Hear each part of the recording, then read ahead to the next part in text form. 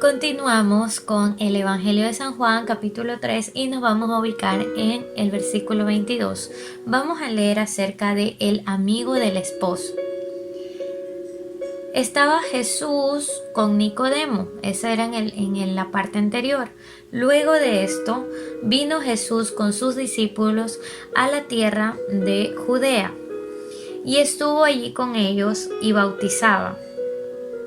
Juan, o sea, Juan el Bautista, bautizaba también en Enón, otro lugar, junto a Salim, otro lugar, porque había allí muchas aguas, y venían y eran bautizados, porque Juan aún no había sido encarcelado. Entonces hubo discusión entre los discípulos de Juan y los judíos acerca de la purificación. Y vinieron a Juan y le dijeron: Rabí, mira que el que estaba contigo al otro lado del Jordán, de quien tú diste testimonio, bautiza y todos vienen a él. Respondió Juan y dijo: No puede el hombre recibir nada si no le fuere dado del cielo. Vosotros mismos me sois testigos de que dije: yo no soy el Cristo, sino que soy enviado delante de él. El que tiene la esposa es el esposo, mas el amigo del esposo que está a su lado y le oye, se goza grandemente de la voz del esposo. Así pues, mi gozo está cumplido. Es necesario que él crezca, pero que yo mengüe. Listo, entonces, para este tiempo teníamos dos grupos, tanto el de Juan el Bautista, que él tenía sus discípulos, como el de Jesús, que también ya tenía sus discípulos, tenía sus apóstoles. Sucede en el versículo 23, dice que Juan bautizaba también en Enón y en Salim, porque había muchas aguas y venían muchos y eran bautizados.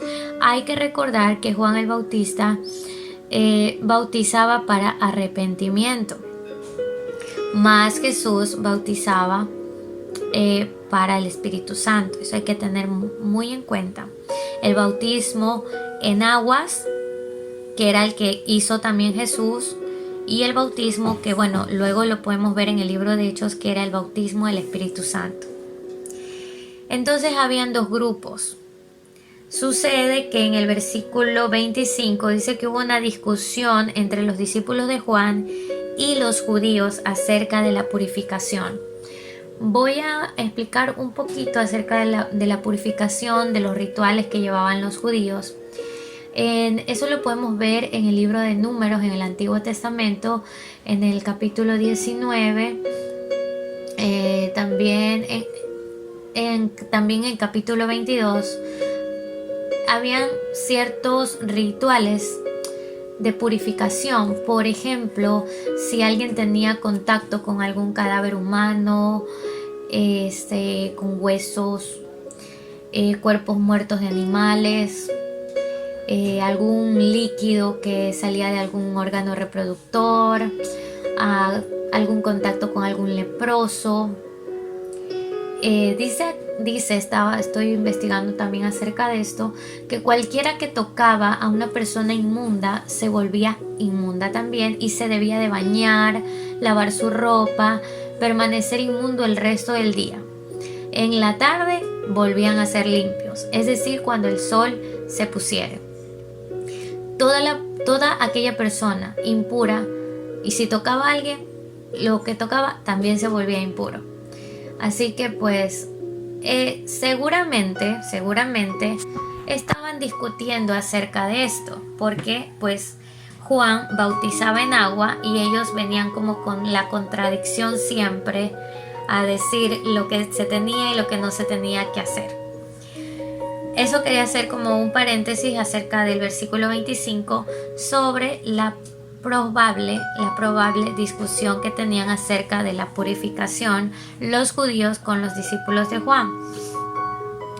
Sucede que en el versículo 26 le dicen, y vinieron a Juan y le dijeron, Rabí, que significa maestro, mira que el que estaba contigo al otro lado del Jordán, él también bautiza y todos vienen a él. Así como que, Juan, ¿cómo es esto? A ver, ¿nos quedamos contigo o le hacemos caso a aquel que tú dijiste que no eras ni digno de desatar las cuerdas de sus sandalias? Que es como que aquí ya había como cierta confusión entre los discípulos de Juan, si tenían que quedarse con él o ir con Jesús.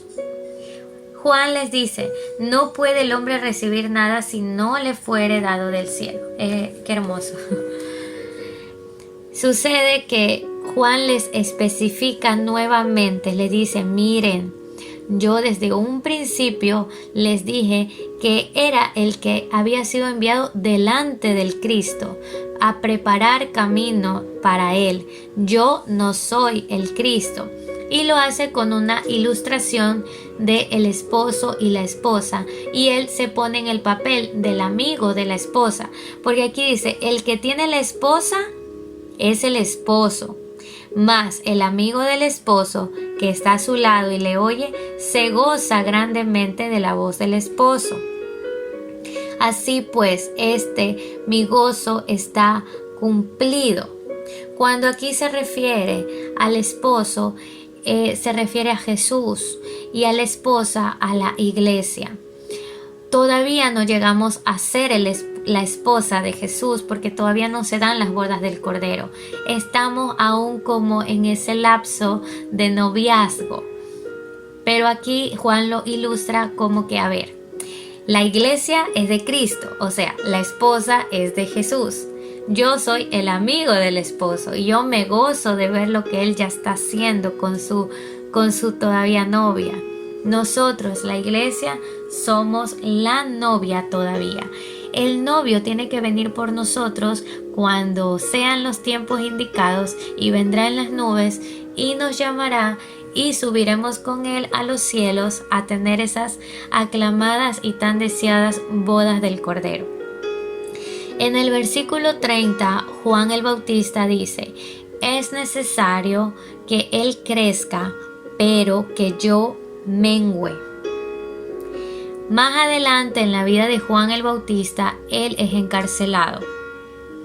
Y pues por confrontar el pecado del gobernador, esto despierta el coraje en esta mujer que estaba con el gobernador, y arma un complot, arma una estrategia para que él sea muerto.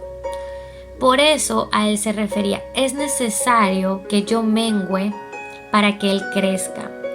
Era necesario que este gran hombre de Dios, como era Juan el Bautista, tenía que pasar por la muerte, porque si no iban a haber dos bandos, ya había confusión. Los discípulos de Juan decían, bueno, entonces ¿a quién mismo vamos? ¿Con quién mismo nos quedamos?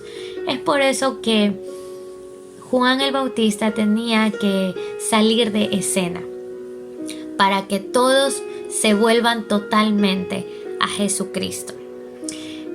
¿Qué nos trae esto de enseñanza a nuestras vidas actuales? Esta frase que dice Juan el Bautista, es necesario que él crezca para que yo mengüe.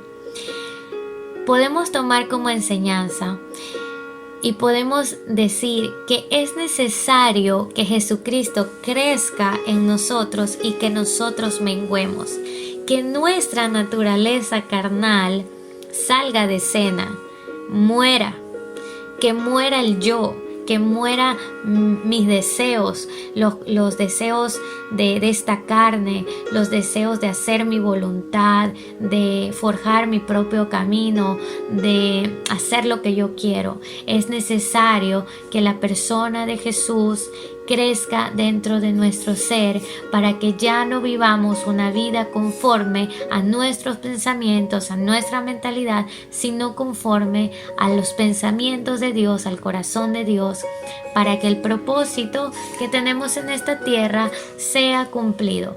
Cuando estamos llenos de Jesús, Cuando Él ha tomado la ventaja en nuestra carne, en nuestras emociones, sentimientos, pensamientos, entonces podemos decir que estamos haciendo la voluntad de Dios y no la nuestra. Es necesario que ese yo, como le decimos los cristianos, el yo, el antiguo yo, muera la carne y crezca Jesús. Entonces vamos a orar juntos, cada uno de los que estamos aquí escuchando este audio.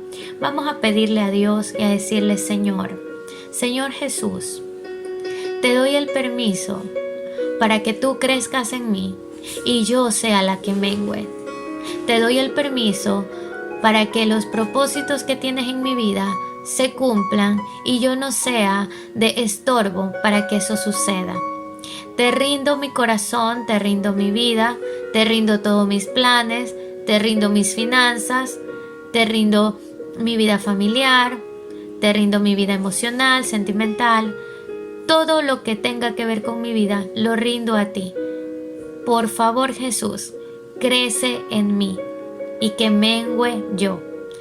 Esto lo pedimos en el nombre de Jesús de Nazaret. Que tengas un maravilloso día y en paz. Bendiciones.